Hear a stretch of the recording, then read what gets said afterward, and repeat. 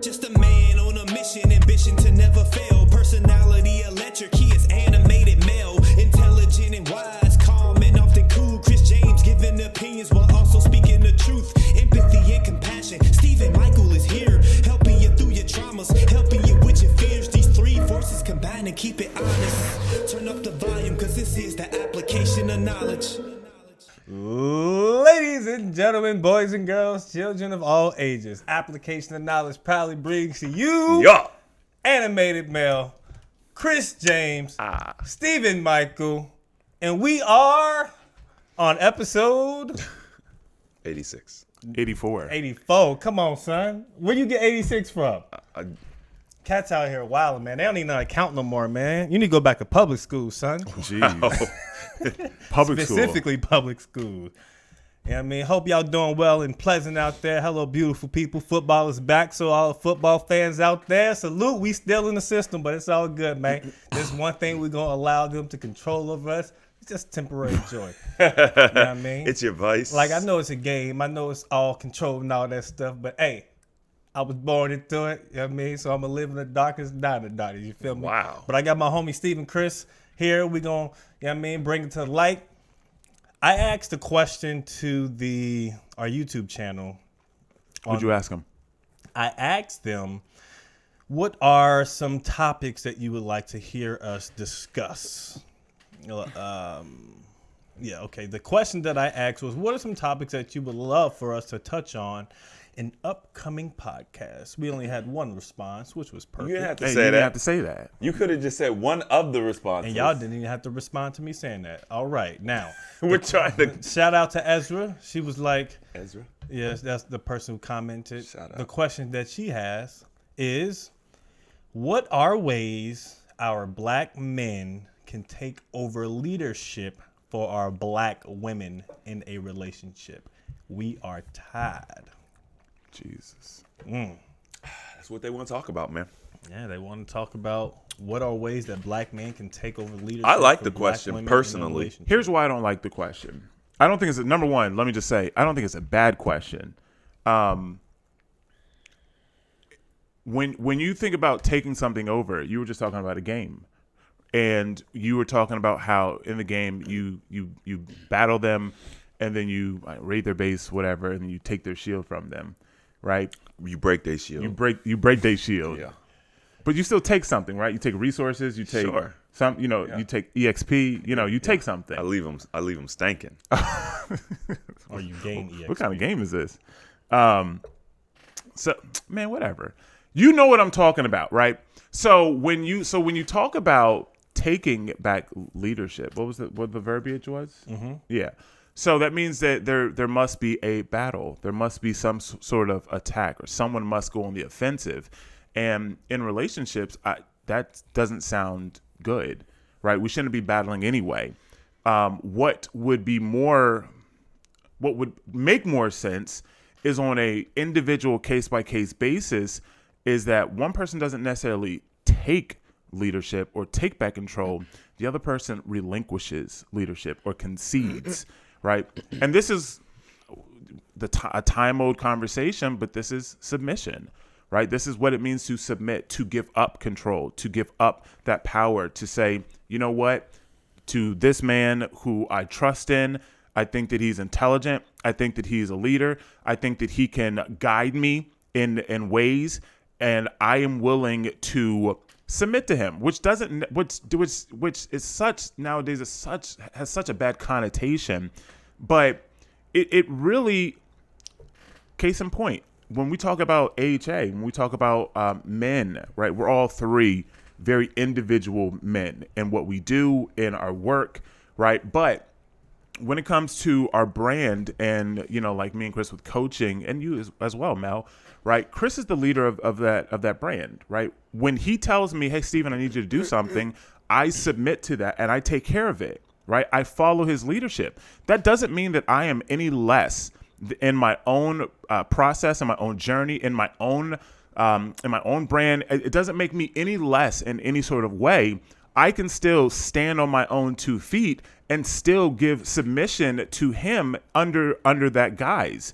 So I think that is part of the problem that we don't really understand, because we think that submission is just saying, oh, well, I'll just do everything you say, or that you're just a slave. And it's like, no. You can still stand on your own 2 feet. You can still have your own things going on. You can still be empowered. You can be strong. You can be feminine and soft and beautiful, and still be able to submit to someone who you deem as someone who is a leader to you. So I don't think that it's necessarily something that men should have to take, or that we need a man to take. It's really just simply about really finding somebody who meshes with you, and then being able to give that up, and just saying, you know what, I trust you and I'm going to follow you. And we talked about dating, and with women, you have so many options to meet so many men. And if you're struggling to meet the man that you want, I would then suggest to then look at self and say, well, what is it that these men do want? What is it they want in me physically? What is it what they want in me emotionally? And then start to adjust or grow into that person that man that you want would be looking for. And then I think that you'll start to find these type of men that are leaders and that are strong, but yet still gentle with you, and that can speak to you in the manner that you want to be spoken to. So I don't think that it's necessarily men that have to take control or take back something. I think that it is really about being able to relinquish that, which, and I'll pass this on to, I guess, you, Chris, but I think there's also still work that a lot of our men need to do. I'm not saying that they don't need to do a lot of work, because there's a lot of work in our community that needs to be done. But in general, I think that we should start with self first and changing ourselves, and then you'll start to find those men out there. Okay, so her question is asking what men need to do to take control, right? Your answer was what women need to do to get the type of man that's going to be a leader. So you just didn't like her question. I understand the question. I didn't like the phrasing of it. Well, here's the thing. The reality is, for individuals, okay, you can speak about what an individual needs to do to get better outcomes. Right. But we're not talking about individuals. We're talking about communities. Now, let's be honest. Women in the modern world have all the power. Even though everybody yells it's a patriarchy and all blah, blah, blah, and men rule everything, it's man world, that's the narrative. But we all know women really are in control of things, which is the reason why she's asking, how can men take back control and be leaders? So if you are living your best life, you're getting flued out to Dubai and Miami, and you're getting, just for being attractive, men are putting money in your Cash App, men are DMing you like crazy, they're showing you all this attention, you're getting all of this. Why would you just relinquish that? Like, let's be honest. No one's gonna just relinquish that. They're winning. As an individual, in this day, in this time, they're winning. No one's giving that up. So when I think the question is, how can we take it back, is because women aren't going to just submit. They're not. We have to go and hunt and kill in order to get that power back. So not to disregard anything that you said, because you said good things. No, I think oh, sorry, go ahead. I think that that's great information if you're talking to an individual, right? I'm a woman. What do I need to do to get a man who's a leader? Because you can't wait for men holistically to become leaders and just hope you're going to get one, right? So the advice you gave was for an individual woman, what she needs to do. I think what we need to do holistically as men, we need to stop chasing women. We need to stop giving them all of this attention, because what's fueling their dictatorship and their rule is the attention we give them. It's the resources that we give freely. We give them way too much of our resources freely. Time, attention, money, gifts, etc. Right? So we need to remove our attention from women. We need to start focusing on finding our purpose, which doesn't have to, you don't have to necessarily find your purpose to move forward. Sometimes you're just preparing yourself for the man you need to be to walk in your purpose. So I think that's a step that a lot of people skip. I know it's something that I was I didn't skip it, but it wasn't intentional. I was like, bro, I got to find my purpose. And it was like, nah, you're not ready yet. So I think men need to focus on building themselves as individuals. You need to read. You need to find some skills. You know what I mean? Learn survival skills. Maybe a discipline like a martial art. Stop focusing on women. Because a lot of young guys, they don't have the money and resources to keep up with these women anyway. So it's a zero-sum game for them. Like, they're going to lose. If you're 24 and you're working a normal job, making $13 an hour or whatever it is right now, you're going to lose. I got no shot. You don't have a shot, but you're constantly trying, right? Because everybody has taught you gotta get the girl. That's the whole thing. You gotta play the long ball. So I think that once the young men start focusing on building themselves, focus on self, build themselves up, become useful to society in some way. You know, a lot of women don't know how to change their own tire. So if you can change the tire, you become useful to a woman and you become useful to society. Women like that type of stuff. And that's not anything that's going to get you a girl, but that's going to help you keep a girl once you get the girl later down the road. You know, a man that could work with his hands, things of that nature. Women like that stuff. And basically what you're doing is you're building yourself as such a solid, you're not flashy, you're none of that, but you're just such a solid foundation that you will then, once you get to a certain age and a certain financial status, you will then find a woman and she will basically melt. She will basically melt into your arms because you're so overwhelmingly better than what she's used to and what she's seen that there's going to be an air about you that causes her to just respect you. There are certain women that when you deal with them, they have an air. They don't got to ask for certain things. You just do it. And the same thing goes for men. So the way that we, quote unquote, take back the leadership role is by becoming men that exude that air where there's no back and forth. Think about it. When you look at Andrew Tate, and I know people hate Andrew Tate. Top G. But when he was on the show with Brittany Renner, she acted completely different than how she acts when she's on the show with other people. Because without him having to say anything, because I think she said she didn't know who he was, or vice versa. No, he said he didn't know who she was. Okay. Well, without her knowing him personally, there's an air about him. Just a certain way you're not going to act around him. And that's the issue. Because a lot of this nonsense that a lot of dudes deal with women, I don't get that. Mel doesn't get it. You know what I mean? You're not getting it. Mm-hmm. So it's like, are we just picking the right women? No, there's an air about us. It's like, yeah, you don't do that around us. And women can pick up on it even if they don't know. I think that's a well-explained solution. I would say another way to, I guess, build those leadership skills kind of touches on a little bit what you talked about as far as developing just certain skills and things of that nature. But if men want to, or if women want men to gain or to be leaders, the men would initially have to learn how to lead, especially in the black community. Because if you look at the black community, the source of it, we're typically raised by our mothers. And not to say that every family is, just only raised by mothers or so, but I know I grew up just in a mother household, and that was typically what I seen growing up. And so we need to put ourselves in positions to learn or to be leaders, maybe have a project that you're leading, or talk, listen to Brian Tracy and other people who are natural leaders just throughout the world, so you can shape your type of leadership based on some of the more successful leaders that we have within our society.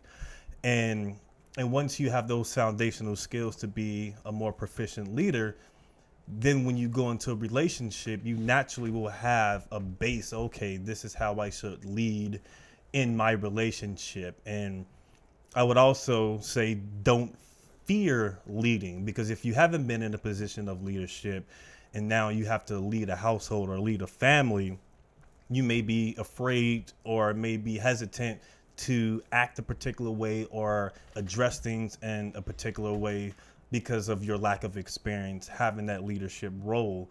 But once you put yourself in that position to lead, it'll naturally just come. So I would say learn and study leaders of this world, how they create foundations within their circles, and see how, the success that they get based on, the leadership that they tend to follow. So get that, and I think you'll be set. Take those skills and put it in the relationship. First find your honey dip, of course, and then you apply those skills. You know what I mean? I think that's a good point, man. Obviously, you wanna put yourself around leaders to develop that skill set, and it's in alignment with what I said pretty much. Yeah, that's good, solid advice. Yeah. Here's what I will say though, because I think in the spirit of the question, I think the question is more geared towards like what can we do right now? Yeah. Because that's a long-term play. There's nothing we could do right now. I mean, I'm gonna keep it 100%. Is there a possibility based on Steven's scenario? Yes. But women aren't going to relinquish that power. And there's a narrative. A lot of women believe the narrative that is taught on television, which is really weird to me. Like, I'll talk to women that seem pretty intelligent, and they'll be like, yeah, black men don't want to be with black women, and da-da-da. And I'm like, you believe that narrative? Like, you actually believe that? Well, I see it. No, you don't. Yeah, they hear it reverberating online, and maybe that's just a message, but that's not an actuality in things that we experience common from day to day. I think the most relationships that I see are melanated people together. Yeah. That's most of what I see. I see that a lot. I mean, me too. It's like online you'll see, a mixed couple every now and then, but genuinely, like when we're out and about, dinners or just traveling, I typically see black families or black people together. Right, because it just makes sense. Typically, if you are a melanated individual, you grow up in a community of melanated individuals, you're going to fall in love with the melanated individual. I mean, there's obviously that odd out that grew up in the suburbs with the white people, and they're going to, be more attracted. I know one of our cousins was only around white guys, and I think, even her mom only was attracted to white guys. So that's what she ended up being attracted to. But that's a one-off. And and once again, see, a lot of people say, oh, you hate your race, you hate your father type vibe. No, it's just like that's what she was around. Yeah. Which is fine. We put too much emphasis on that. Yeah, I think we're all, I guess, influenced by our environment. Yeah. You can take it either which way, because I remember I was growing up, I was like, I ain't rocking with no, if they ain't no sister, I ain't rocking with them. If they ain't got no melanated, you know what I mean? I ain't rocking with them. Got no melanated. And then I got older, I was like, shit, where the white girls at?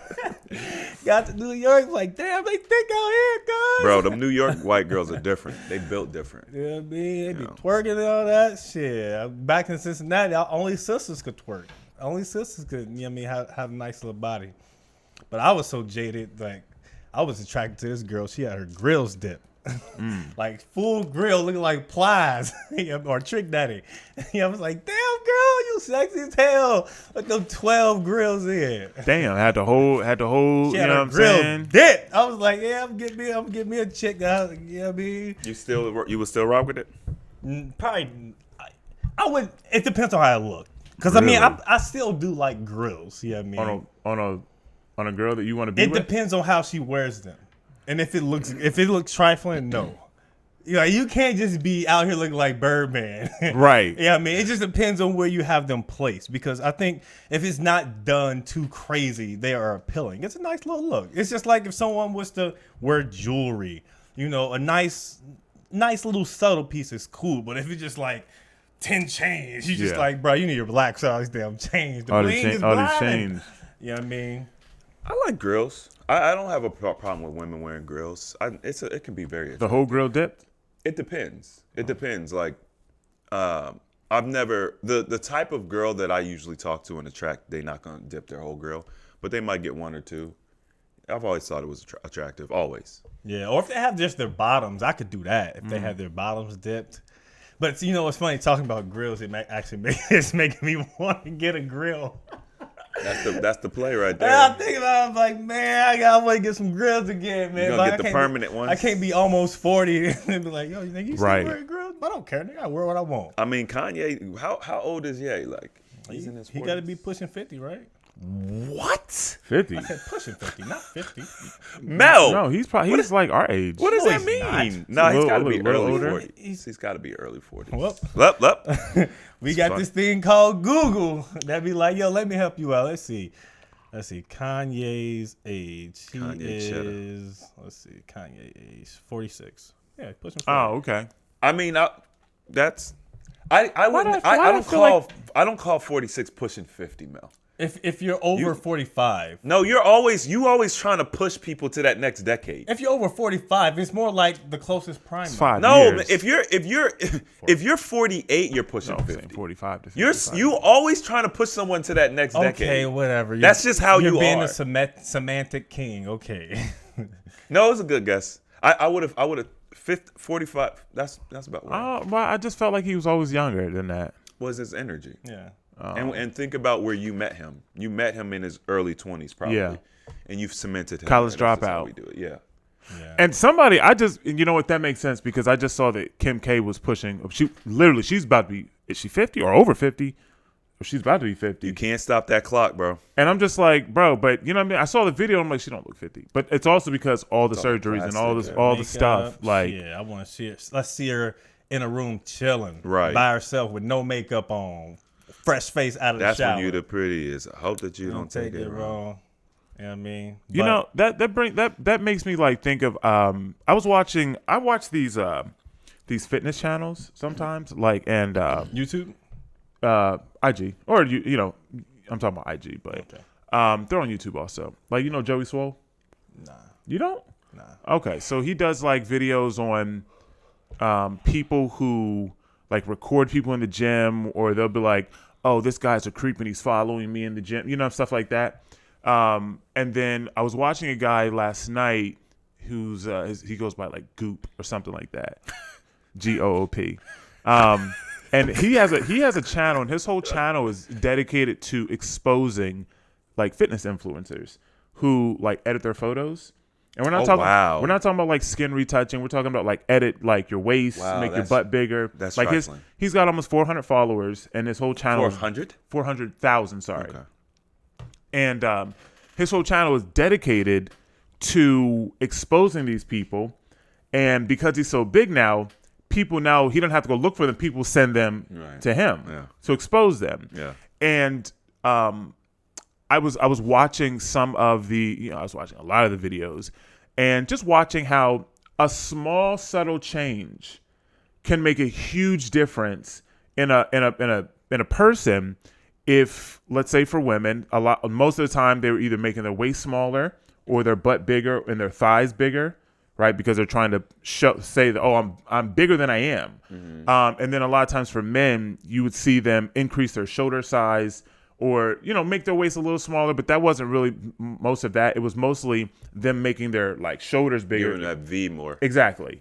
More aesthetic. Mm-hmm. And it just made me, when we mentioned Kim K and just the surgeries and everything, it just made me think about watching those videos, and then like literally like how fake is the internet, like, and how damaging that is to young people, not even just young people, just in general. And I want to mostly women, because they are the consumers, and they're the ones that work to live up to these unrealistic beauty standards.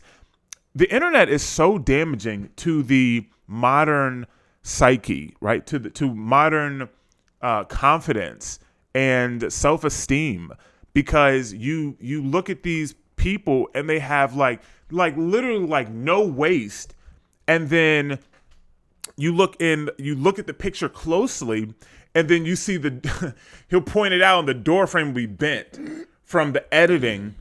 And it's obviously, you know, he'll say Photoshop, but most of them are just using editing apps, which, you know, AI, and then it will pull in the other parts of the scene as well. Mm-hmm. And it's Damn, her waist. snatch. It's bringing in the door. I mean, right. Snatch like the door. right. Like your waist is so snatched, it pulled the door in. Like Bringing in the background. and like this dude will take a ruler, like in like there's an iPhone, you have, or I'm sure all phones, but he used an iPhone, but there's a ruler that shows like how straight something should be, and he can and then I would go and look at their page, and I'm like, yeah, here you go. And it's crazy because I mean, some of these pages, he will kill their pages. Well, yeah, of course. Like at his size, yeah. Yeah, he kills these pages. And some of these people are 1.2 million followers. Like, so I went to a couple pages, and literally you have an army of people going to their pages, and every photo they're now commenting on. Oh, why is that door frame bent? Oh, this is fake. Oh, we know you use Photoshop. And then most of them just start turning off their comments, and they just stop posting. Yeah. And it's part of me felt bad for them at first, right? And that's just my heart. But then I thought about it. I'm like, no, you are damaging so many people, and you are lying. You're lying about who you are. You're lying about your results. Right? Like you are just straight up lying to sell products. And like it just made me think about Is that wrong? Are we talking about morally or business? Do you think that's wrong? Yes, I do. See, that's the thing I was thinking, is it wrong? No. Poor business practice because you're exposing yourself, but everyone lies. Like all of America, all of the marketing, all the it's all a lie. It's all fake. Shame on you for thinking that you live in the real world when you know you don't. Think about as an individual, you have to take responsibility. Okay, and I agree with that. That's why I said morally. I agree with that from the lens of intelligent adult males, right? But we're talking about let's be honest, most of these people that are following these people are young. These people are 18, 21, 22. Like, we were very impressionable at those ages. I wasn't. Poor family structure. Come on, Chris. I've never been impressionable. We also didn't have the internet like we do now as well. Poor family structures. What you are talking about is the symptom to the problem. You know me. I don't even so who cares? It's poor family structure, because think about it. If you live in a 2-family household, got grandpa, uncles, whatever, and you are well maintained mentally and emotionally, this is not going to have that impact. And I don't disagree with that. I still feel as though it just I don't know. It made me sick, like, because I thought about us and what we do, and I'm like, our results, our photos, our everything, we don't edit those. Like, everything that we show is real. You know what I mean? Like, it's like you have people out there that are growing these huge companies, and it's like, bro, like, y'all are trying to live up to these standards, and now you're going to get surgery, and you're doing all this stuff, and you're destroying your health. You're getting the Ozempic and the Wegovy, and you're getting tummy tucks and laser surgery, all these things, trying to look like these people who don't even look like that because they're literally editing and faking their photos. These are the standards, period, though. This hasn't been anything exclusive just because Instagram or whatever is popular, or it has it has more young people. Yes, I agree with you. It's not anything morally that I like, but even before the internet became as prominent as it is, they do the same stuff with photography when they doing Sports Illustrated on of models course. And different. They always touch up the videos. They even have stuff where they'll show before and after, and some artists, they don't like it, because it'll change the way they look so much, and it's different. Mm-hmm. So this isn't anything that's new. That's just, it hasn't been happening. It's just now there's so many more influencers that we see it more often than we did, prior, because anyone with a pretty face, they can post on their Instagram, and they'll, depending on the algorithm or whatever, they'll become more famous and they'll start to gain more attention.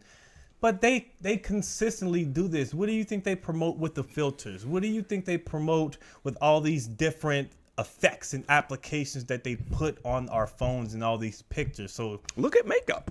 yeah, makeup. It's the same thing. I It's mean, the real life version of it. And that is a literal, like, it literally has poison and toxins in the makeup. So not only are you being deceitful towards people and yourself, you're chemically altering yourself and putting more toxins in your body, which is going to make you a lot more unhealthier. So the constant promotion of makeup and thinking that you need these artificial standards of beauty in order to attain true beauty is false. Attaining these different images that's altering how you look so you can gain business or you can gain followers based on your health and wellness, that's a sucky thing because it's manipulating, the people that are actually trying to benefit from this. But at the end of the day, if we're living in a capitalistic society, it's going to happen, man. You just have to be aware and know who you should follow and the influencers that you don't follow.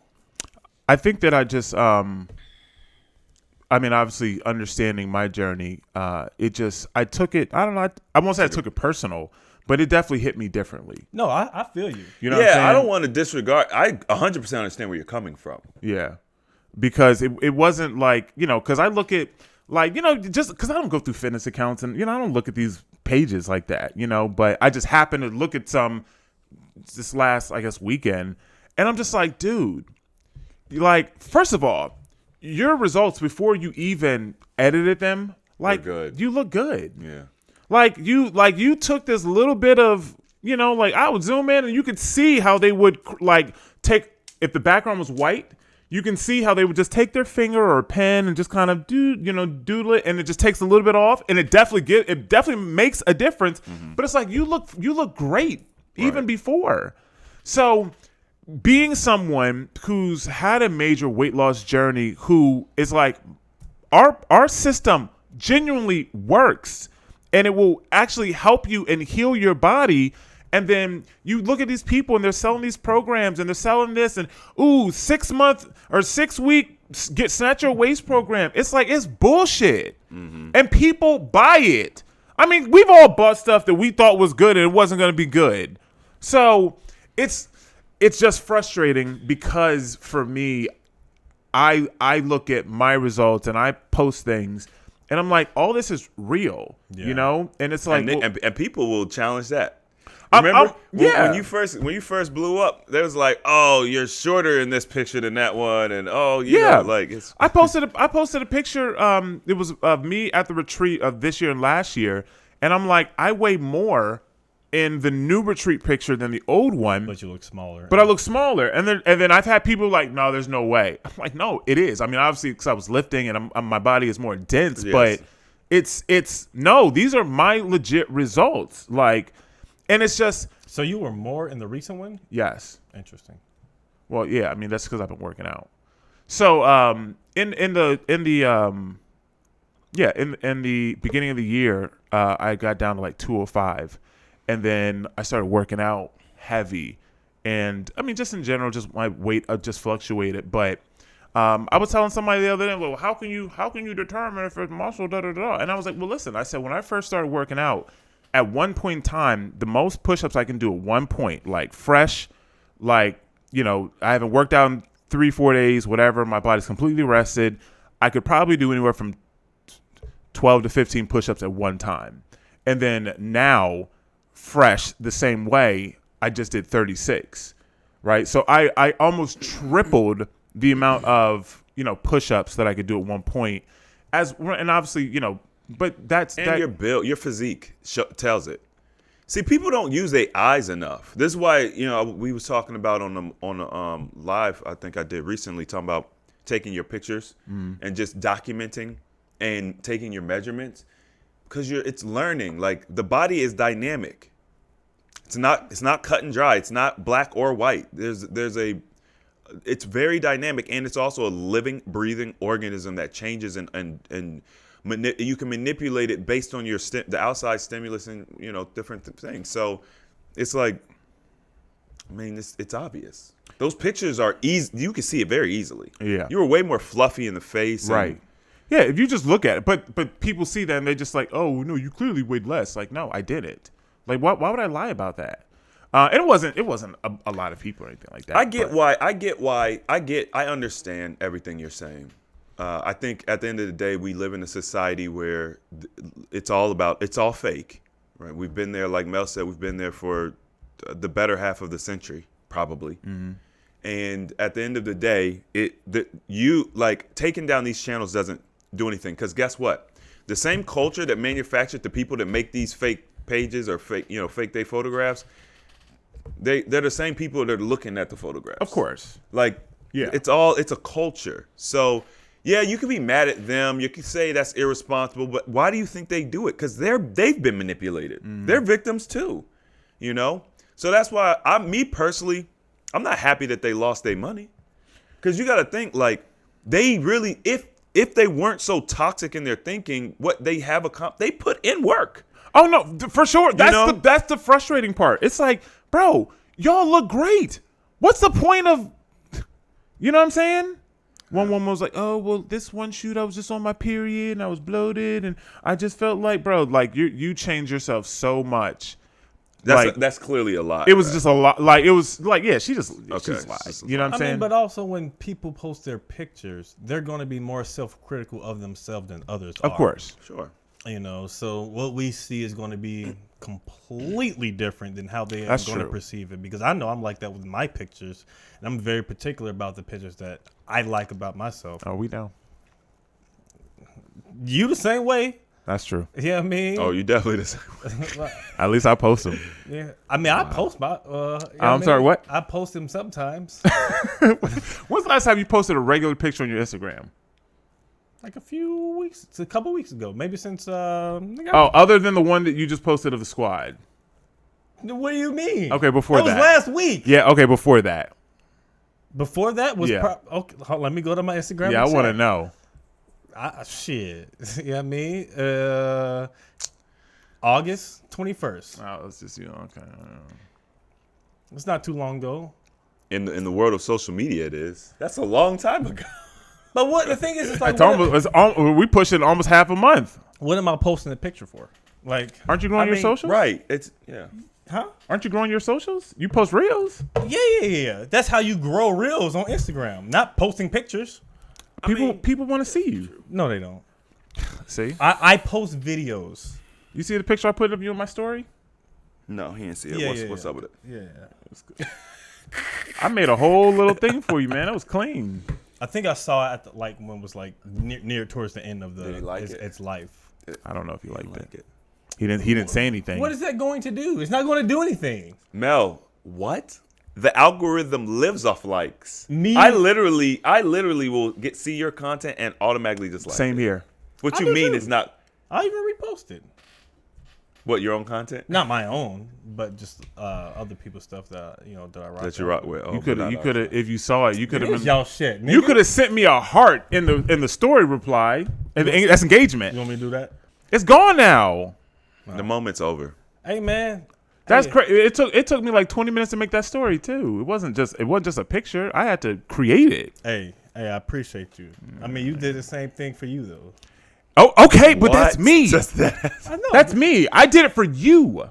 I appreciate it. What the fuck? I mean, also it was a way for me to, of course, showcase the picture. And also, you're experimenting with something new. So you was like, you know what? I got these pictures. I could have experimented with myself. But you did experiment with other things, which is okay to say. You don't have to rebut. You can just be like, you know what? Yeah, the picture that I wanted to use, I had already used earlier in the day. So I couldn't use that picture. So I needed to use a new picture. And I said, well, Mel ain't posted anything. So let me use Mel's picture. I did post. You didn't. I didn't post all the pictures. Mel. But you didn't even send me the pictures that I actually want with the group. The entire group. That's not. When I'm wearing gray on the last day. Mel, yes, I did. Y'all are wild, bro. What? Y'all are wild. This everything. This dynamic with these pictures. But it's not true. I did send them to you. You didn't. Chris, did you get them? Yeah. Shell got them. With the entire group. Yes, Mel. Where'd you post that at? All of them. I sent you an email. I didn't get it. I shared. Was it in WhatsApp? No, it's in Dropbox, which I shared the link to you guys, so you would have got an email saying, "Hey, Steven shared this link to you."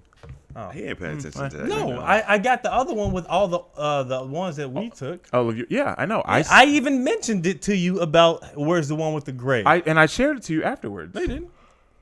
Maybe you did. Maybe I missed it. Maybe you didn't. You missed it. I definitely did. Okay, but I'm not going to say you didn't. I didn't receive it, or it's not to my knowledge that you sent a link or whatever, But yeah, I'll check for it because I've been looking for those more than anything. All right, so I wanted to talk about something that's pretty big in the black community. I say black on purpose. The black community right now. Jay Morrison and the Tulsa Real Estate Fund. Who knows about what's going on with Jay Morrison? None of y'all? I mean, are y'all familiar with the Tulsa Real Estate Fund? Educate the people, man. Mel, I know you're familiar. Because we used to talk about Jay. Yeah. But his fun, I'm not like privy on. You I don't keep up with him like that. I don't keep up with him either. You don't know nothing about it. I did go take one of his classes though. Okay. His classes, the ones I took, they're pretty basic. I mean, I took him in person. Oh yeah, you were. That's right. They're pretty basic, but it's for a low level. So anyway, it's like entry level information. So he built this fund. Okay, it was one of the first of its kind, but it was the first black-owned crowdfunding real estate fund because you weren't allowed to do it, 10 years ago. You couldn't do it, right? So, and interestingly enough, I think how things have played out, I understand why they didn't allow people to do this before. However, it's going to take time for the community to learn how to run these funds and to benefit from them. And so you got to give people the chance. So anyway, he raised $5 million in, I want to say, like 3 days. Right? Wow. His goal was $50 million for this fund. He ended up raising $11.5 million, so almost $12 million for this fund total. Now, it's hard to kind of express this because if you're not familiar with these types of funds and how they function, you're going to be like, yo, that's a lot of money. In this world, that's not a lot of money at all. It's a very small amount of money, actually. But when you look at what Jay Morrison was preaching and all of the things that he was teaching people, you think, we can make this work, right? Mm-hmm. So what ended up happening was you have, I think, 15,000 investors. The top investor did $40,000, and then you had several investors that did 20, and a lot of investors that did like 10,000, and then you had the like minimum investor, which was like I think $500. So you have 15,000 investors. What he didn't calculate for, I don't think, is the amount of work it was going to be to manage $15,500 investors. Right. Like individuals. The individuals. People. Individuals. That is a enormous amount of work. 2,000 people is an enormous amount of work. Hey, where's my money at? What's going on? Not just where's my money at, where's my certificates? What's the update? My emails and you don't want those funds to be that big. You don't want that many investors. You want 20 or 100 accredited investors, right? These are people who have the money. They can let it sit. They done forgot about it. It's a drop in the bucket to them. That's what you really want. So he had to hire staff and he had to hire professionals. And then, it's SEC regulated. So you got to go through that process. And then he had a one of his investors or partners or something basically scammed the fund. So now you got to go sue this guy. And so the narrative, if you guys are following me, the narrative right now is the fund is 5 years old. There's $500,000 left in the account. Wow. They have 4 properties or so under contract. They've got several loans out, but, that's not money in the bank. And then they have their operating expense. And people are like, yo, this fund's going bankrupt. And so the top investor apparently has a personal relationship with Jay, was trying to get in contact with him, figure out what's going on with the fund, why they were losing so much money, why money was allocated a certain way. And now you've got the he said, she said, where the investor is saying he reached out, he didn't get a reply. Jay Morrison is saying, no, I reached out to you. You didn't, you did a hit piece on me. More than likely, the investor reached out and Jay didn't reply. Mm-hmm. Why? Because he's embarrassed. right? He's the guy. People believed in him. I'm going to make this happen. We're going to do this thing. And you got to think, he doesn't have any experience running funds like this at all, right? And his thing is, well, nobody does because these didn't exist before. True. However, there are people who have run funds of accredited investors, so they would have that experience. They would be a better person to run the fund that you did, right? But in the black community, you don't have too many people like that, and you definitely don't have anybody prominent that would be willing to run a fund like that because of all the nonsense. Yeah. $500 minimum buy-in, that's way too low. That's insanely too low. $5,000 probably would have been a better minimum buy-in, which is still low.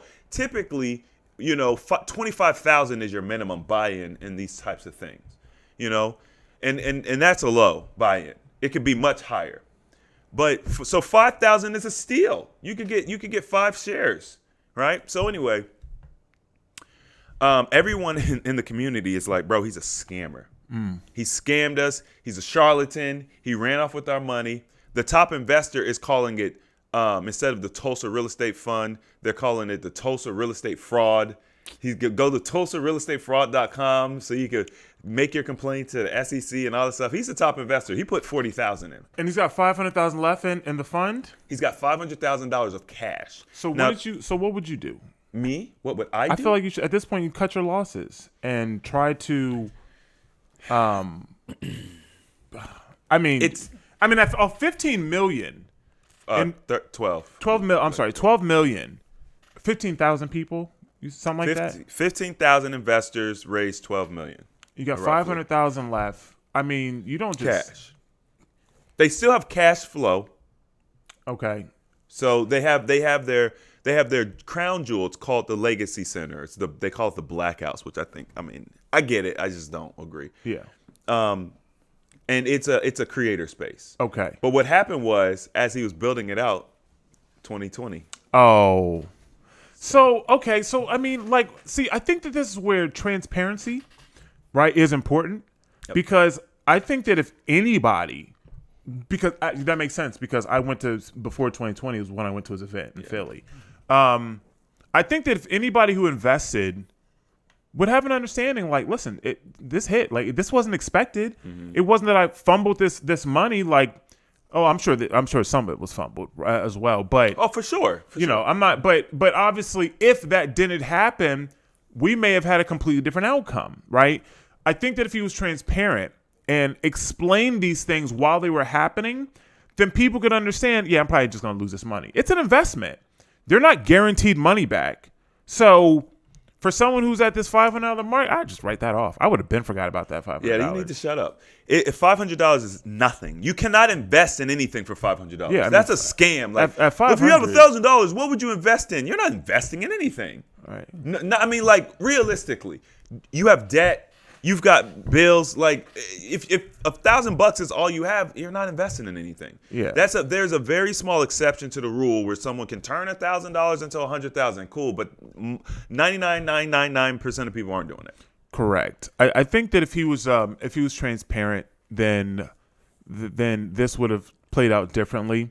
Yes. At this point where it's at, I mean, you can't even bankrupt it because even if you do that, you don't get money back. No. So, there's no reason to bankrupt it. So it's just like, well, the best thing we can do is just maybe downsize, maybe remove some staff. Like, I don't know. Like, I don't know the ins and outs of this. Well, but yes. I mean, you look at the end of the day, he made a lot of bad decisions. One of the poor decisions was leadership. Right? You shouldn't be the only one leading this boat. That's the major problem. And he admitted to that. He said, at first people was like, bro, you're not going to get that money. Black people aren't going to give you that money. Then when he got it, people was like, okay, cool, let's get on board. He's like, nah, you said we want to get the money. So then he don't want to take the help, right? So there's hubris. This is that. That pride. Yeah. And look, I'm gonna keep it a buck. So I went to one of his corner classes and I went to one of his live classes. I got his book and I did his JMA Academy or something like that, right? I did not invest in the fund because when I met him, I got a bad vibe from him. Not like he was a bad dude or anything like that, right? Not that he was a scammer or anything like that. It was the hubris. It was the sick pride. I got it. I got it right off him. And the problem is that doesn't make for a good leader. No. Is he a good front man? Yes. Mm-hmm. He has a mouthpiece. He's got a story. Yes. Right? Be the front piece. But behind the scenes, someone with the business acumen needs to be running the show. And the problem is he didn't pivot soon enough. Right? So now where we are, the only reason why anybody knows this is because the top investor called him out. Otherwise, people didn't know. So when you have a sinking ship, you're like, shh, just keep it on the wraps. Yeah. See, he's trying to turn it around. I genuinely think he's trying to turn it around. I think there's an enormous amount of pressure on him. And also, there are people that have been trying to undercut him from the beginning. Oh, I right? imagine so. There's entities out there that do not want his fund to succeed. That would be a major upset in the market. So I understand the complexity of all of this, but he should have known that going into this. Right. So you should have hedged against that. He keeps talking about getting undercut and all this. Bro, you didn't know that. There's excuses. It's an excuse. He's been in business. He understands business. He teaches it. He teaches real estate. Like they happen on a smaller piece. You know, you can be in an area where you're selling a home or you're trying to invest into a property, and then you have someone that is doing the same thing next to you, and now you're competing. Mm-hmm. So it's the same thing, just doing it on a larger, on a larger scale. Right. Right. And then dealing with investors. If you have two people that that invest into a house together, and then one of them starts needing a little money, they're going to put pressure on you, right, to try to get some of those funds or whatever. So if you now have thousands and thousands of people that are doing the same thing, there's going to be a lot of pressure. Mm-hmm. And most of the time, all you can do is kind of run from it or hide from it. Like, whoa, I'm doing you're literally putting out fires all day. Right. It makes it very difficult to make quality, logical decisions. Mm-hmm. Right. So you said it best. I think that when I listened to him, I said, oh, this guy's what he's talking about. Right. I mean, I just listening to him, he was great to listen to. He had great energy, like via the internet. When I went to his classes, he wasn't there. It was two of his like people that he had taught, and I'm like, okay, they're cool. But it really reminded me of like an old what's it called? Prepaid legal. It was like one of those type meetings. It just gave me that vibe, right? Which is kind of our experience. And I'm like, they look the part, but I think they're overdoing that look. Like, I don't think these guys really got no money for real. I think they're just, they look the part. Mm. So, but, and I'm not saying that he doesn't know what he's doing, because I think he does. He does when it comes to real estate. He doesn't when it comes to managing a fund. Right. Like which this. is why I agree and say that this is a situation where, as a leader, and you are pulling people together, some of the best leaders understand when to follow. Mm-hmm. And that simply means that you hire people, or you have other investors. They're not getting paid. They literally are investing, but they're investing their time to run things behind the scenes, while he's just, once again, the front man. And then now you have a team that's essentially working for free because they're invested into it, and they're looking to get an outcome. Or maybe you pay them, but you just pay them a very small amount. You could pay them in shares. Look, here's the thing. There's a lot of different ways he could have did it, right? Like, his inexperience is ultimately what's going to be the demise of this fund if it doesn't pick back up. One of the things he's saying prominently is we need more capital. At this point, for him, why would anybody? I know but he thinks he can get it. I'm like, bro, you once again, your ego. It's not the problem. It cannot. Capital wasn't the problem. Cannot. You just can't get over yourself. You cannot get over yourself. So what needs to happen is they need to take whatever assets they have less, downsize like a mug. Yeah. You know what I mean? Downsize to bare bones, and only focus energy and time on what you can do. And you have to build that fund back up from the ground, and then possibly you can start bringing people back on later on. But you still have $500,000. There's still some capital there. You have $500,000, right? And you also have resources. You could potentially just go hard, fix and flip. Go back to the streets. Go back to that same hustle that you used to run. Now, you personally can't do it, but you have thousands of people who probably have deals and things, quick flips, 10 here, 15 there, 20 there. It sucks. It's a grind. But that would be the only way, just based off the knowledge that I have of what's going on, that'd be the only way to save it. and he's got this 32 acres or something of land that they want to develop, which is like, bro, that land would save the fund. But you don't have the money to build. You don't have the money to develop it. You don't have the money to build it. You don't have the money to do what you need to do. He has such a large audience. The problem is his credibility is shot. It's gone. It's gone. That's his problem, right? And he doesn't. It's like you don't realize it, bro. You're not. No one's gonna invest any more money. No, if you as a leader, and you say that just me looking at this. I mean, you started. I was like, I mean, I knew a little bit, but I didn't know much of anything. And just listening to, without knowing all the details, just listening to how it's come out. No, bro, I'm not going to invest there. I'm not going to put money in there. Even if you were doing all the right things, your integrity is shot, right? You weren't forthcoming. Investors should know everything that's happening. Hey, listen, guys, 2020 happened. We're not making any moves, right? Freeze the money? Figure it out. Like, they have a monthly burn. You can't really freeze it. Well, I mean, I'm saying, like, and I understand that, but at that point, when you start seeing the numbers go down, stop spending and start developing or focusing on what you have. Well, now. Once again, you got to lay people off. You have to reduce your overhead tremendously, right? And then you have to start. You have to restructure. Yeah. And he didn't. And he's like, look, it was 2020. Nobody knew what was going to happen. I mean, I thought the pandemic wasn't going to last 6 months. So, I understand that, right? Me too. You got to go back to that space. However, But what did you do to pivot? You look at these companies, Uber, DoorDash, they exploded during this time, right? What, as a business, Zoom became, I mean, I don't even think Zoom was a thing. For real. For sure was. I mean, I'm saying like, but Zoom exploded. It exploded. Right? And then you had all these other streaming services pop up because of that. They pivoted. Like, okay, we understand that this isn't going to work. Well, let's look ahead in the future. Let's futurecast. And how can we make some changes? So it was just like, it was almost like he sat on his hands. He didn't, but here's the problem. He's a visionary. That's the problem. He has a vision of a future that he wants to see come to fruition. People didn't believe in it. He got this far. He wants to see his vision through at the detriment of the fund. Wow. That's the problem.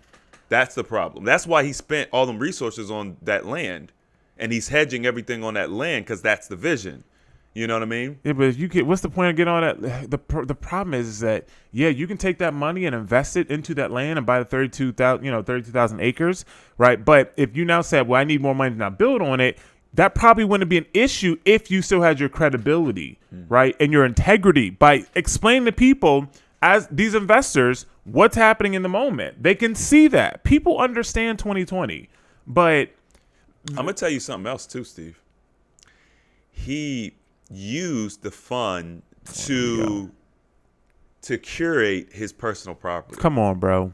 See, now. Let me lay it all out for you because a lot of people don't understand this. But basically, what he did was he used the fund money to get the land, and then he sold the land to himself. This guy. But he sold it at a profit for the fund. Okay. So he technically invested. He invested into the fund, but the problem is the optics. Yeah, he's still it's to integrity. It looks bad. It looks bad. It wasn't a good move. You shouldn't have incorporated, because I understand his thinking. His thinking is he's going to take on the taxes and the insurance, basically the holding costs for this land. He'll take it on. It'll be his private residence. He'll roll it all up into one. He gives the fund the development rights. And then when we're ready to develop, the fund's going to make all this money. But the problem is we're never going to be ready to develop. So ultimately, he used the fund to get a deal that he probably maybe he wouldn't have qualified otherwise. I don't know. I don't know his financials. And that wasn't very integral, even though he made the fund $25,000. You know what I'm saying? So now years later, when all this stuff starts coming out, it's like, bro, you bought this house with the money. You know what I mean? These are things that he could make public at the time. I think it's public. I think it's in the SEC filing. I think he has to put it. I think there's a difference between. But the problem is, yes.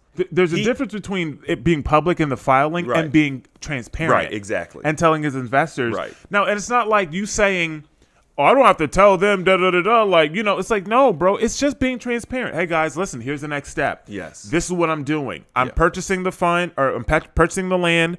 Then I'm going to sell the land to myself. The reason I'm doing this is so that way I can give it an extra $25,000. I can give the developing rights to the fund. I can do yada boom boom boom boom boom. Right. And then at that point, someone could say, well, hey, we'll do it this way or do it that way. Or and I'm not saying the investors necessarily, but his team. But at least they know. Right. They know. So that way when this comes out, it's like, bro, he told us that already. Because it looks scammy. It looks scammy. Even if it's not, it looks bad. It looks bad. And also, once again, all of this didn't come out. It didn't become transparent until Julian, the top investor, put pressure on him. Oh, it was a woman. No, it's a dude. Oh, okay. Yeah, until he put pressure on him. And then it all came out. He's like, well, it's in the SEC filing. That looks even worse. It looks even worse. Yeah. He didn't come out with this information on his own. So the amount of pressure he's under, all of the hubris and sick pride and everything that is all going with it is like, yeah, man, I don't think this is going to work. I don't think this. And then Boyce Watkins, which is another prominent black financial leader, he's basically trying he's trying to do damage control. And he said he invested in the fund, but we know he wasn't one of the top investors. Boyce is supposed to be paid. And this is your boy. You believe in him. I mean, you said 40,000. I thought that was. I was like, it's that's low. not that much. 40,000 is low. Yeah. Like I said, typically 25,000 is the minimum. So when he invested the 40K, he probably wasn't thinking he was going to be the top investor. Right. But you got to think about who you're dealing with. So Boyce probably put in 5,000, maybe 10,000, maybe. I mean, we're talking about raising millions, and all of you guys are supposed to be making money. You guys have nice cars, right? Yada yada yada. I mean, 5,000, 10,000. It's not that much money at all. I don't have a fraction of the optics that they have, and I've invested way more money than that. Yeah, like way more money, and I don't have a fraction of their optics. So either you niggas aren't really getting paid, or you did not believe in this thing. That just goes back to what I said about those two dudes that ran that thing. It was just like, you can, I don't know, man. Like, you can just kind of tell when someone's talking real good. Yeah. And then when, you know, they'll say one little thing like, yeah, you know what I mean? I do all this, we do this, Then you talk about property and they're like, yeah, you know, I did one property. I did it. I got 5,000 off of it. Like, bro, hold on a second. Y'all talking about y'all making hundreds of thousands.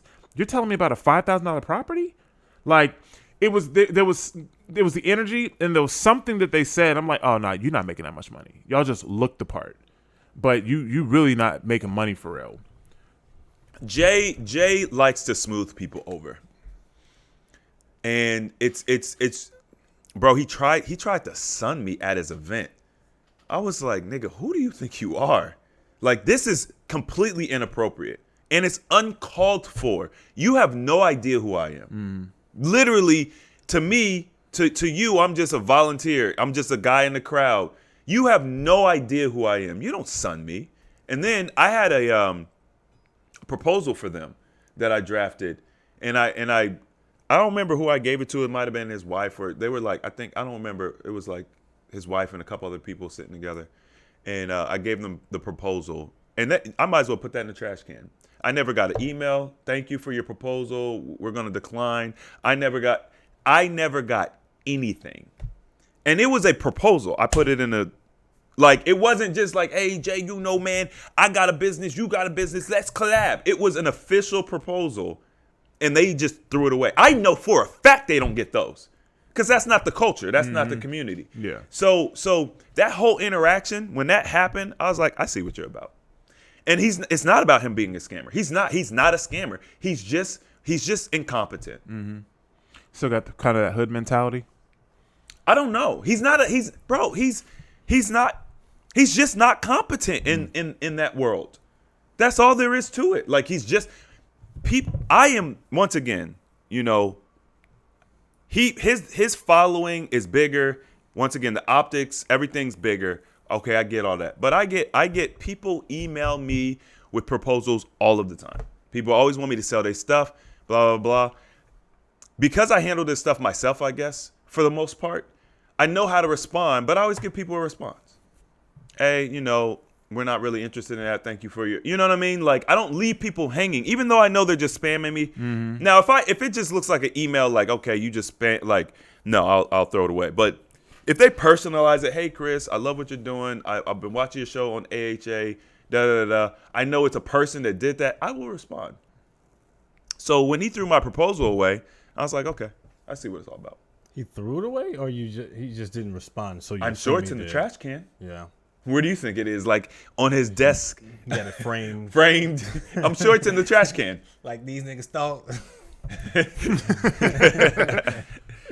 But do you think that since his minimum, I guess, investing cost was so low, was 500, do you think that he would have been able to accumulate as many funds as he did if he didn't have it at that starting price? Because typically people who come from, because his audience is typically people who are from the hood, or they come from, because his pitch, he's literally talking about bricks and, you know, flipping, you drop this brick right here. You know what I mean? For someone who's from the hood but who ain't involved in the drug game, I'm sitting there like, nigga, can you speak English? You talking about flipping bricks and doing all this stuff, bro? Just regular English for me. But his audience is typically going to be targeted around those type of people. And if he doesn't have, you know, I guess the lowest that people would invest, because if the going rate is what, 25 stacks? Yes, before this type of fund, 25 was the normal. Yeah, so if he was to base his program or his initiative on the standard price points, if he didn't start it at the minimum 500, he probably wouldn't have even gotten to the point that he is now. Just because people from the hood don't even have it or even know how to accumulate that legally. Well, that's an excellent point, Mel. You're right. He would not have got it. And guess what? The fund would have never got launched, and he wouldn't be in this position. Right? So, and once again, I'm not saying outprice it. You know, I think 5,000 would have been extremely reasonable. You know, it filters out a lot of the nonsense. But here's the thing. You know how much nonsense he got from those $500 people? Yeah. I mean, you give them the minimum. I mean, you're dealing with so much BS from them $500 people. It is going to force him to make bad decisions. Yeah, he's going to be pressured because he paid out a dividend, and I'm sure he paid out a dividend just to shut them up because you weren't making no money, bro. So where'd you pay? How you pay the dividend now? So everybody got a piece of something. Yeah, but we're talking about it's just chump change. I don't know. $500. They may have got $20 maybe. Yeah, who knows? So they didn't even get an ROI or a good ROI. No. Nobody has gotten an ROI. The fund is going bankrupt. Yeah, but if you paid a dividend of even $20, whatever, I mean, you're still talking hundreds of thousands of dollars. Yeah, it was. He said that most people didn't even cash their checks, and there's still like $75K of unclaimed funds. Yeah, I mean, money that's just sitting. He can't do anything with, right? And so the thing is, everything was approached improperly. It was really fun, sound real good or whatever, but it wasn't approached properly. Obviously, if he did it again, which I don't know if he'll get that chance, but if he did it again, I know he would move differently. I mean, raising that minimum investment rate would be the first thing that I would do. And I'm with another fund that did the same thing. I want to say that their minimum investment was $500, and it's like I'm like, bro, and these are different. This is a whole different community. These are white guys. These are billionaires. Like they've handled this kind of money before, and they're doing this $500 thing. And I'm like, what? So y'all just gonna do it just cause what? Like, what if he sold the land? Legally, they might not. Legally, they might have to offer it for that low. There might be a legal thing because why can't, if the land was the biggest piece? Obviously, I'm sure there's other things, but what if he sold that? It don't help. It's $1 million. What's that going to do? Oh, wow. Oh, wow. Okay. Yeah, that doesn't help. You might as well keep it. Yeah, it doesn't help. Yeah. I was thinking maybe it was $5 million. I don't know the area. You know what I'm saying? Like, I personally think what he needs to do is, like I just said, reduce your overhead to bare bones. Yeah, get volunteers, people who have invested. Maybe they'll come and they'll help and they'll give their expertise for free because they are invested in the fund, and the fund succeeding means they succeed, right? So that'll be a good one. Increase the transparency to 100%. And then what I would do is pull as much money out that I can and start fixing and flipping, bro. But not me personally.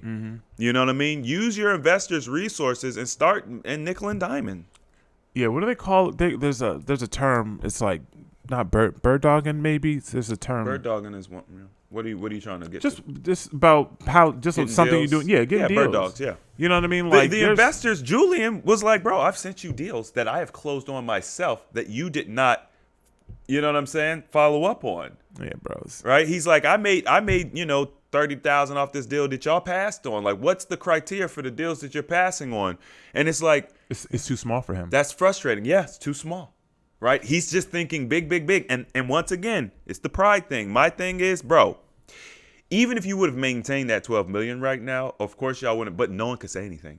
Yeah. Right? You still got the money. You got a few properties, you got the land, and you got the money. He don't have in his I guess he don't have no money. Like Jay he been around for a minute out here talking big game. Yeah. You don't have. I'm not saying that he needs to take his personal fund and pay everybody back or anything. Like I'm not saying that, but Let's keep it a buck. If he had the money, why start the fund? Let's keep it a buck. well, maybe he didn't want to use all his money. I mean, I can see how that. Let's keep it a buck. If you got the money, why start? Because look, if you've got the cash, you put the cash, you collateralize the cash. You're not going to just give them your cash. Right. You collateralize the cash, you get the loans off of it, and then you go and do it. You don't need these other people's money. If you was really, right? Like if you was really doing it like that. And then now all the money, all the income, cash flow comes to you. Yeah, $12 million is not a lot of money. It should not be hard for someone of his stature and magnitude and knowledge base to get a $12 million of cash or at least some lines of credit. That should not be hard to do. I would imagine that he would have 4 or 5 friends that would all have, okay, well, let's all take 4 or 5 million. You would think that. Like if you're the way that he talks, the way that he presents himself, the way, the optics of it, it's just like you would assume, but it's like, no, not He's really. an island, honestly. I'm going to keep it a buck. He's an island. And anybody who probably deals with him and spends any time with him, they know they're not rocking with him like that. Picked up on probably what you picked up on. Yeah, I wouldn't be his friend. I wouldn't rock with him like that. Yeah, that's it.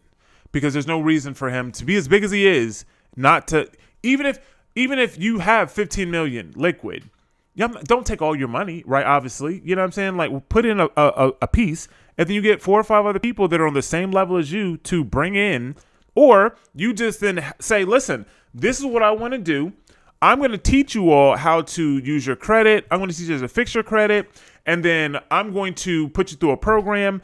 And then from that program, as you work, right, you're going to take a piece of that money, a piece of those profits, and then it's going to get invested into this fund, yada, yada, yada. You build that way. You can do it that way also. Lots of different ways. But it was just like, no, it was just like, let me get a handout. All I can say is he bit off more than he could chew. That's really what it boiled down to. Because like in the next 5 to probably I would say 5 years, but probably in the next 5 years, I'm probably going to have $10 million, like cash. I mean, I can clearly see that. Like it's not even hard. It didn't shock me at all. Yeah. So, and he this is real estate. I'm not in real estate. Yeah, I'm talking about taking the resources I have now and just starting real estate. And in 5 years, I'll have 10 million. Oh, bro, we're gonna be. So it's not hard to do. I don't understand, man. I don't understand. Yes, you do. Because what you see he's done on a large scale, he does on a small scale. Exactly. So it's the same thing. It's the difference is the difference is that he did it with other people's money, and it's more visible than what he did on his own. Plain and simple. And in business, things like that happen. Look at Donald Trump. He went bankrupt like three times or something like that. Whatever. That's a business decision. That wasn't. Well, I'm just saying. Like, I'm not saying that he didn't. You know what I mean? I'm not saying I think he pumped and dumped them companies. I mean, probably, but there's a lot of these wealthy people that go bankrupt, but it's like, nah, you also got money. You're talking about Dave Ramsey. Dave Ramsey is like a good example of that. I don't know who that is. Dave Ramsey, he was in real estate and was just the real estate guy. Okay. and he over leveraged himself. The financial crash hit, and he lost everything. Right. So that's what Donald Trump does is different from what happened to Dave Ramsey. Okay. Dave Ramsey really lost everything. He had to start from scratch. Gotta be careful with these guys out here. Talk real good. Slick talkers, man. Back it up with action. And I'm going to tell you this. Me personally, first of all, if I'm managing 12, I got 12. If I mess it all up, I'm going to still give y'all money back. You might not get all of it back, but I'm gonna make it right. That's just a me thing. Even though legally he doesn't need to give anybody anything. Correct. But me personally, I would give it back. Because if I've made 12, I can make 12 again. These people can't make 12. They don't know how to make 12. No. You know what I'm saying? So, and I've been in that position many times. It's actually kind of a business practice for me, and it's not a good one either. And I'm mature enough to say that. I will make sure that y'all get more money. Like if I say you're gonna get a percentage or a certain amount, I will make sure you get that before I take my cut. That's just a me thing, and it's not a good business practice. So don't take that as business advice. That's just a me thing. It's moral. It's a moral thing, but also by the same token, it affords me the trust that I have too. Because guess what? If I gotta go and raise 16,000 for my app. Even though the app hasn't come out or it looks like it failed, I can still go raise it. I can still go raise money again because people know that I'm integral. So, Okay. All right, what you got for us, Steven? He's like, excuse me? I got my time and energy. Nah, man. No, man. I'm good. You good? Okay. Let's talk about girls with accents real quick. it's a nice pivot. Yeah. Because I was thinking about some like the girls that I've been dating. Such a convenient topic. Right. Yeah. But yeah, I was thinking about girls with accents. I don't know what I was watching. I was watching something. No. We were in Tennessee, and it made me think about the accents that are like the most appealing or the most attractive to listen to when you're listening to a woman speak. And me being in a drought, me Wow. me being in the desert, I'm like, man, I got time to think about accents, cuz. This is self-inflicted. It definitely is. Oh, I'm not tripping. Oh, okay. Oh, I'm focused. Okay. Mel's in his building phase. Hey, yeah, because I'm about to go through some new stages, and you know what I mean? You got to get the new stage me before we get the new stage date. You dig? But I was thinking, like, man, it'd be nice to have, like, a nice Southern accent. Not Southern as in, like, Kentucky, because that's not, like it's considered the South, but it's in Southern. the Midwest. But I do like the Tennessee, even though that's on the East Coast. This map is weird, but It's bull. yeah. But I think those accents are more appealing, like when they sound stupid but not stupid.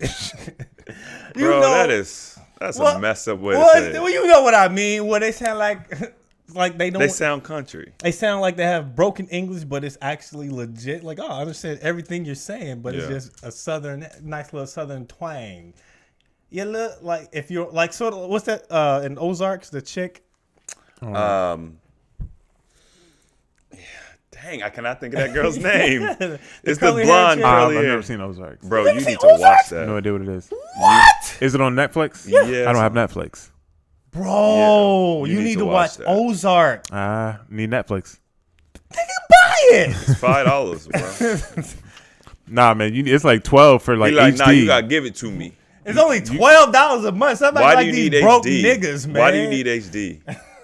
My dude got Hulu, all HBO Max, all these other. I ain't got Netflix. Download it. You got HBO Max? Hey, man. Look. Look, Now put we the at business church. out Now we there. at church. Hey, keep going, man. Don't worry about what I got. But no, I don't know that Netflix. Southern. He said no, I ain't got that. It's called a Southern Drawl.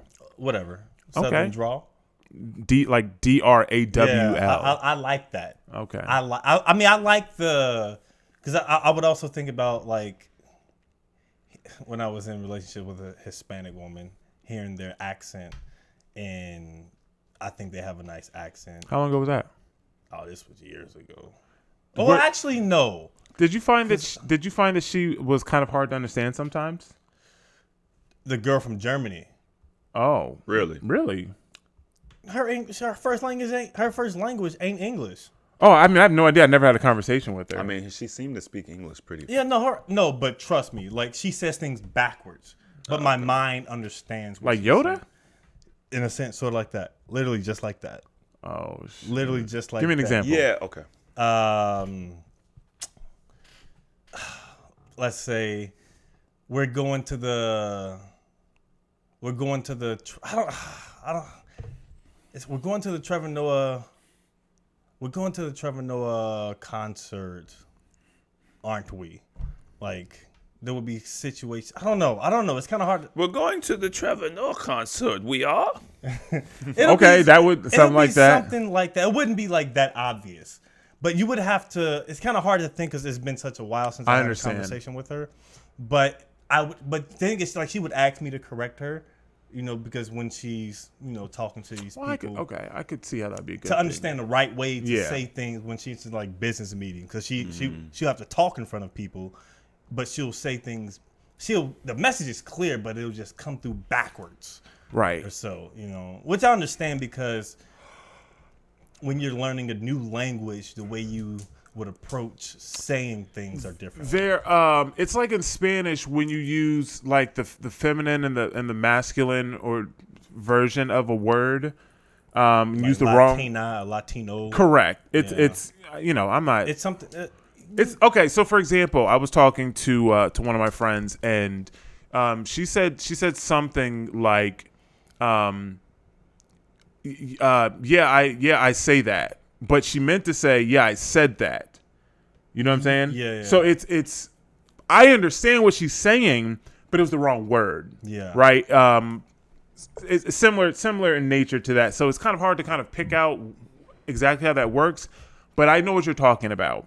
But also, I find Mixed with the accent, Yeah, it makes- it's like sometimes it'd be like, like, what'd you say? "What'd you say?" But to me, like when we're like being intimate, it's appealing at times. It has like a cute little. I'd say you put it inside of me. Like, yes, not yet. Keep going. Like, shut up. You keep doing that, I ain't gonna be able to keep going. Yeah, man, I need to focus right now. Oh, keep going, just like that. Oh, yes. Shut the fuck up. I am going to keep going. I don't need you to tell me to keep going. You know what I mean? Maybe she's had to give directions before in the past. Yeah, maybe right before she got what she needed, the dude stopped. So she had to start telling him, keep going. Being the motivating. Come on, you can do it. Come on, you can do it. You better be lucky you said that because I was about to stop. I started getting a cramp. Right. Hey man, if I get a cramp, I get a cramp. If I get a cramp, it's a wrap. it's a wrap. Yeah, I mean, like I'll keep going and probably start trying to drink water like midway. Wow. But First of all, how you just have random bottles of water just I right keep water at the ready? I keep water next to me, son. I mean, I keep water. by the time you get a cramp, the water's not going to do not gonna anything. do I'll anything. try. He's gonna try. Or have you ever tried to like while you're getting in, stretch the cramp out? So Yeah, you stop? rub it.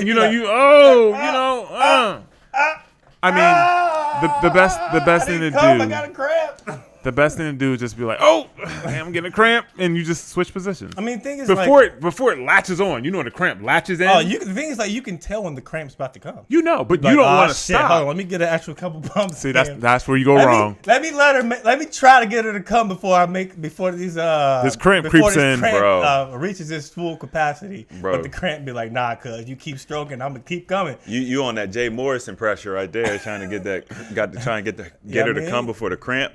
Yeah, it's too much pressure. Too much pressure. And thinking they came when they didn't come, it's just Right. like, bruh. Because they don't verbalize it, man. Unless Bro. it's obvious, it's like I don't even know. You know what I mean? Like, because sometimes Sometimes they'll react. They'll give a reaction that's like, oh, this is so. I'm like, oh shit, we almost there. And it's like, oh, almost there. I'm like, nigga, what? what was that?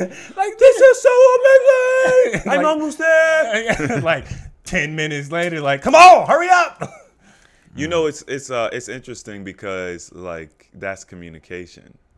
I mean, me personally, I'm not gonna say anything unless you be talking about, oh, you don't come. Now, if you tell me you don't come or something like that, then I'll be like, okay, well, let me know. But if we're having sex and you seem to enjoy yourself and you never say anything about it, I'm not about to ask you, because it's like, bro, they think we could tell. A lot of times you can't tell.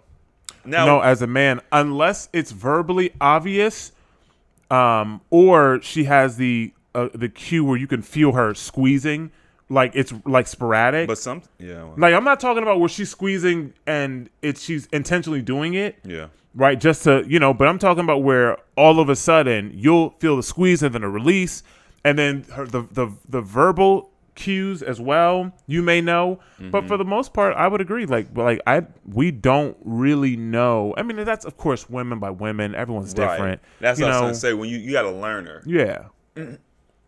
But a man, obviously, it's obvious. Like it's Unless we fake it. Yeah. It's not too often that man fake. I've only Yeah. faked probably once. I faked it a couple times. I faked it before. I faked one. Yeah, but that's because I didn't want to do it. Like, I'm done. I don't want to do this anymore. Well, no, I think that. Well, there's a difference between. Well, okay, yeah. I was gonna say there's a difference between just deciding to stop and then faking it. But women I are don't- going to assume you came if you just stopped too. Yeah, and then they Yeah. feel- Yeah, they don't know either. They're gonna just assume. Okay. unless they're used to you coming on them. Right. Right. Yeah. Yeah. They're Right. like, what happened? Where'd it go? Oh shit, girl, we good? You know what I We mean? good? We good. It's just like we don't need to. I personally don't need to come all the time because it's exhausting. It's like I feel like life is just well, technically life is Like, legal. It 100% what's happening. literally. Like, what are you talking about? It's just like I just be like, There have been times and moments where I had a client or I had a meeting or can you before you start acting crazy, can you let me finish? go ahead. Where I had something important that I was either about to do or going to be doing the next day, where I intentionally stopped and I was like, okay, I'm good. Like, let's stop, because I know that I want to preserve that life energy. Yeah, Because it absolutely makes a difference. yeah, it definitely does. I mean, it's been a minute, but Oh my god! I don't think you even remember. if memory serves me correctly, No, it ain't even Remember that. what it's You like making to it? come. You if making? memory serves me correctly, I remember my body being like, I'm tired and I'm going to sleep. But that's not even what we're supposed to be talking about. It's supposed to be talking about the accents of women that are appealing. Y'all started talking about sex. I mean, that's where it went. But yeah, Chris, what accents do you think are appealing? I like the southern draw. I like. I actually like the. It's not prep is not the right word, but the melanated girl that went to like. Alabama or something? No, she like went to like the white school. You Oh, know she what has I a mean? preppy? That girl, they say, oh, she talk white. Like that Candace girl. Owens? Yeah, I like that. I like that accent. And It's just proper. no, it's not. If you go to England, it's an accent. It's an accent. But we're not in England. It doesn't matter. It's an accent. Are You you- have are- you have an accent. Everyone has an accent. Okay. So what are you talking about? No, what are you talking about? Y'all just said the same thing. I'm confused, Steven. I don't know where we're at anymore. You went to the UK. You tried to say that what I was talking about is just proper, and it's not. It's an accent. Oh, okay. Well, I know that to be proper. It's an accent. You learned something new today. And that's when Chris said, if you went to the UK, they would hear it as an accent. Because we're in America. Mel, you just said that people from the South have that Southern drawl. You like their accent. Don't you think they think the same thing? No, that's just how I talk. I don't know. Yes. I don't know what they think. Yes, you. I don't know if they be like, yo, I like the way this dude talk. I mean, I like something that's different. It'd be weird for a girl to be talking like me. Do you think that they hear themselves as sounding weird or normal? Normal, of course, because Right. it's what they hear. So then. But if they compare themselves to their peers, they can probably feel weird because they are the outlier. But if they're Only in if their they city leave or that country, area. Right. So when you go down there, so when we went to Tennessee, we have an accent. Yeah, I wonder what is that called though? Because I'm from, It's- I don't have a Texas accent. They're going to call it New York, or they'll call it. I don't have a New York accent. You have a Midwestern accent. That's Probably that's Midwest. You It'd don't probably have. be You Midwest, don't. like If Nelly they've and never them. been to New York, they will say you might have a New York accent. Me, or no, impossible. northern accent. Okay, I can see that, but New York, not at all. Well, I mean, Because New York, I mean, I feel like Boston or the Massachusetts, New York area, Yeah. they have a very distinct. it is very distinct. But I'm saying if they've never been there, they don't really know. They're guessing. So if you look at Texas and you look at Tennessee, sound southern, but they're distinct. Yeah, right. yeah. They're distinct, but there's still a southern accent. Like Shell, like you can tell she's from the South, but it's like I don't know really where. She has an accent. She needs some subtitles. So, Or like yeah, that's just That's because she speaks quiet. Quiet. Even Like- when she yell, I'll be like, huh? What do you say? But she has an accent. Like even her sisters don't sound the same as her. So they, No. you know what I mean? You pick. So Riri can definitely sound like her. yes, but not Shell has the most. She's got the she's got the thickest accent. Of I'm them. thinking if I go to Alabama, I'm gonna find me a Nice home. give me a nice. No, that's actually that's Texas. Is that Texas? Yeah. I mean, I don't mind. No, has no idea. I don't mind. Like I want to find a nice little Southern chick, man. Okay, A well, Southern Mel, belle. She could be a sister. You're in Texas. You're in the I know, South. but the thing is, like, it's rare for me to meet someone that lives in Texas that's from Texas. Rare. It's rare. Like usually, hey, I'm from Bob, but now I live here. Yeah, there's a lot of people. There's a lot of people that transplant it, but rare. Yeah. Okay. Or is it that they is it more or less they're from here, or the accent that is desirable? They don't. Well, no. I mean, I like the Southern accent. So if they had it and they had some quirks that I didn't necessarily like, I'd be like, okay, I could probably Okay. overlook. Because you can this. be from here and not have the accent, especially if let's say your parents are not from here, Yeah, but true you that. were born here. Yeah, 'cause you won't necessarily have that accent. Yeah, it's just based on the community that you're in. Correct. Because a lot of Mexicans that are from here, some don't speak English, just because the environment, especially in Texas, they have non-English speaking businesses, and you don't need to. Oh, you for know, real? Yeah. And I've never been to any of those. yeah. I mean, it probably wouldn't be in like the DFW area. It would Irving? probably be. They have like different communities, like an Indian community, and like different pockets of this metroplex. They have different pockets of different communities where they only speak particular language. Oh, I didn't know that. See, Yeah. I get out more. Yeah, man. I mean, I think you get out more than. No, I don't. I leave the house more. Yeah, so you get out. You get out more. No, you get out more. No. Nigga, we There's a difference. I think we had a discussion about this where you were talking about you travel more and you're always at these airports and all this stuff, and you see McDonald's over here. And, that's travel. This so is, that means you get out no, more. this is different. We're talking about Texas. You get out more. In Texas, locally. Yes. You get out more. No. Here's my When's the definition. last time you've been out the house? Today. Here's my definition of get out. It's not. It's The movie It's Chris won't going. watch. It's going to places, right? So. Where do you go when you go out? Oh my God. Where do you go when you go out? Mel- You don't go anywhere? You like one of those Chris, crazy- can you help me? You like Do one? you understand what I'm- Nah, cuz don't be asking for backup. I'm gonna sit it out. I'm gonna sit it out. You see that? He said, "Yo, Chris, can you help me?" Yeah, I'm gonna sit it out. This between y'all. He's like, "I do get out." Hey, Chris, help me, man. What I'm saying is, when I say get out, I am admitting I leave the house more frequently than you. Okay, but most of where I go. Grocery store, Oh, can I answer the question? gym, Okay. Target, Okay. I go to that's the store. Yeah. Right. It's usually local. to the park. Okay. There you go. Go bird watching or some shit. Okay. Just Random. taking pictures of the moon. It's all right here, right? When you go out, you still go to the grocery store. You still go to the gym. You go to Target or wherever it is you go. I don't go to Target. But okay, Mel. But I would though. when I wouldn't. when I say get out, I'm talking about you go to restaurants or you'll go meet up with do the vegan hangout meet out. You'll go to comedy shows. You're going and doing things. You could do that. It's not that I can't do it. I'm saying that you 'Cause I get invi- out I invite you. more. I do invite you, I think I'm but finished. you don't never. I think I'm finished. But you don't never come out with me. It's not. Yeah, me. Okay, you're right. You're right. Thank you. That's all. That's all. You know. That's all I was trying to approve here, man. That's all I was trying to prove. I was right.